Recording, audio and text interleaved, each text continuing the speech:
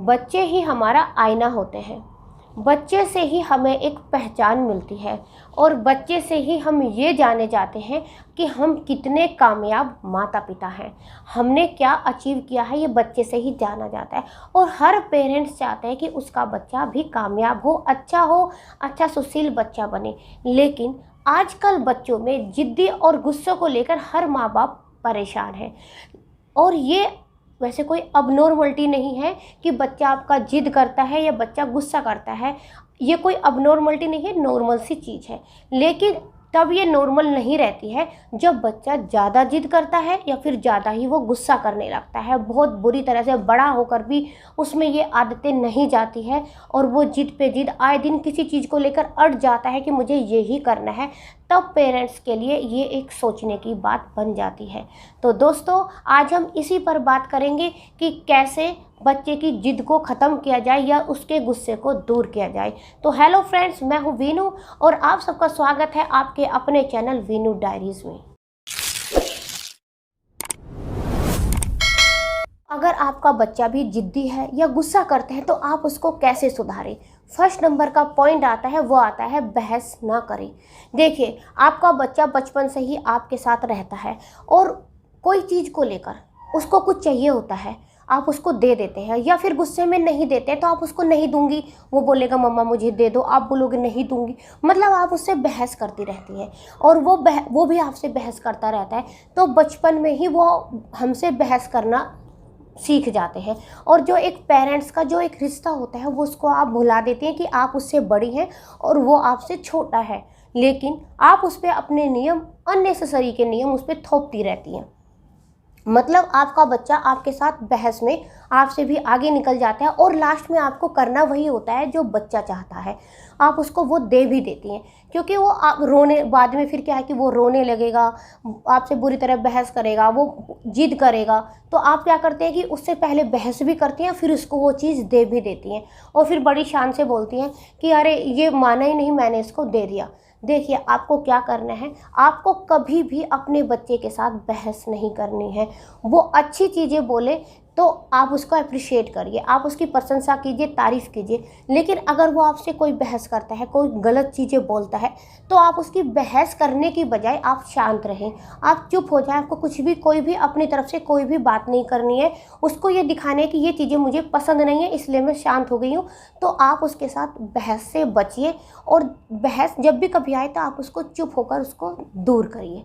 तो first number का ये पॉइंट है। और धीरे धीरे जब आप ऐसा करेंगे ना तो बच्चा आपसे बहस नहीं करेगा। उसको पता चल जाए कि मैं कुछ भी पूछूंगा तो अगर ये बुरा लगेगा तो मेरी मम्मा मुझे जवाब ही नहीं देगी या मेरे पापा मुझे जवाब ही नहीं देंगे। तो फर्स्ट नंबर का ये रूल आप फॉलो करिए। इससे आपका बच्चा बहस भी नहीं करेगा और जिद्दी बने वो धीरे धीरे छोड़ देगा। और अब आता है सेकंड पॉइंट। सेकंड पॉइंट क्या है कि उसकी भी बात को समझे, वो आखिर कहना क्या चाहता है उसकी भी सुने। हम क्या है, अपनी अपनी बातें उसको बताते रहते हैं। वो जब भी बोलता है तुम चुप हो जाओ, तुम चुप हो जाओ, मेरी सुनो, मैंने तुमसे ये कहा था, तुमने क्यों नहीं किया। अरे आप उसकी भी तो सुनिए, उसने ऐसा क्यों नहीं किया। वो आपसे बहस तभी करता है जब आप उसकी तो सुनती ही नहीं है। आप उस पर अपने रूल्स थोपती रहती हैं और वो आपको, जब छोटा रहता है तो वो फॉलो करता रहता है, लेकिन जैसे जैसे वो बड़ा होता रहता है तो वो उन नियमों को मानना बंद कर देता है। तो उसकी भी सुनिए, आखिर वो क्या चाहता है। अब धीरे धीरे वो बड़ा हो रहा है तो उसकी भी अपनी कोई राय लीजिए, उसकी मन की बात जानिए कि आखिर वो ऐसा क्यों कर रहा है, इसके पीछे का क्या कारण है, उसकी भी सुनिए। अपनी अपनी मत बोलिए, अपनी अपनी मत चलाइए, उसकी भी एक बार को सुनिए कि वो उसके दिल में क्या है। और अब आता है थर्ड पॉइंट। थर्ड पॉइंट है कि उसके साथ कोई भी ज़बरदस्ती ना करें। हम क्या करते हैं कि जैसे कहीं किसी के यहाँ जाना होता है और हमारे बच्चे का मन नहीं है तो हम उसको ज़बरदस्ती, चलो नहीं चलो तुम मेरे साथ, नहीं चलो तुम मेरे साथ, अभी चलो, मतलब उस पर ज़बरदस्ती करते हैं। या उसका, जैसे आपने अभी बोला चलो बेटा बैठ के पढ़ो, और उसको पढ़ने का मन नहीं है, आप उस पर ज़बरदस्ती अभी पढ़ो अभी पढ़ो अभी, मतलब ज़बरदस्ती करते हैं। आप ज़बरदस्ती मत करिए। उसको बोले कि अच्छा ठीक है अभी तुम्हारा मन नहीं है तो कब मन है वो बताएंगे, 1 घंटे बाद, आधा घंटे बाद, फिर बोल दीजिए कि पढ़ ले। और वो जब वो अपना टाइम रखता है ना तो वो उसको फॉलो भी करता है, वो बात भी आपकी मान जाएगा। लेकिन जब आप ज़बरदस्ती पे आ जाएंगे तो फिर वो भी ज़बरदस्ती पे आ जाएगा। उसको लगता है कि, मतलब ईगो पे आ जाते हैं बच्चे, ईगो पे ले लेते हैं इसके कि मैं अगर ये बात मानूंगा तो मतलब मैं नीचा हो जाऊँगा।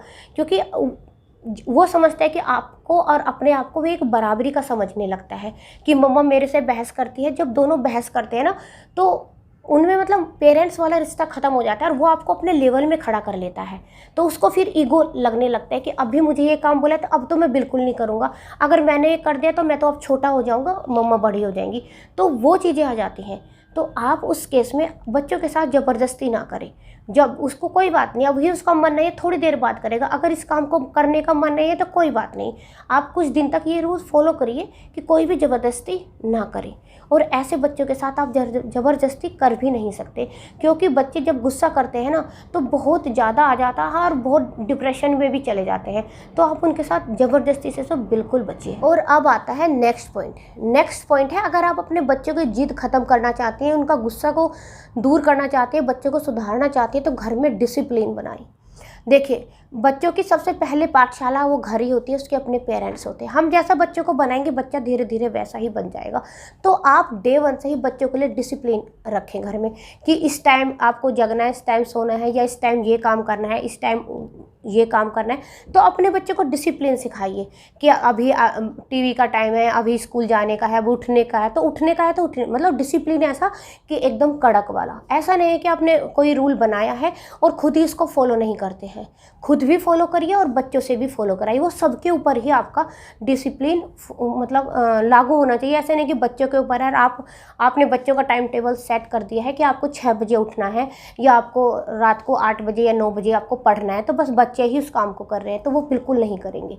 आपको कोई भी डिसिप्लिन बनाना है तो वो खुद भी फॉलो करना है और अदर जो मेंबर हमारे घर के होते हैं उनको भी बोलना है कि ये डिसिप्लिन घर का है, ये मेरे घर के कुछ रूल्स हैं जिनको आपको फॉलो करना ही पड़ेगा। तो हमारा बच्चा डे वन से ही कुछ डिसिप्लिन सीख जाता है जो आगे चलकर भी उसके काम आते हैं, और डिसिप्लिन की वजह से ही वो कामयाब भी हो जाता है। तो आपको अपने घर में डिसिप्लिन बना के रखना है और सबके ऊपर वो रूल फॉलो होने चाहिए। तो दोस्तों, बस यही कुछ पॉइंट्स थे जो मैंने आपके साथ में शेयर किए। तो आई होप आपको ये पसंद आई हो, और अगर आपको मेरी वीडियोज़ अच्छी लगती है, पसंद आती है, प्लीज़ इनको लाइक शेयर भी करिए। और अभी तक अगर आपने चैनल सब्सक्राइब नहीं किया है तो प्लीज़ इसको सब्सक्राइब भी ज़रूर करिए। Okay, bye bye friends.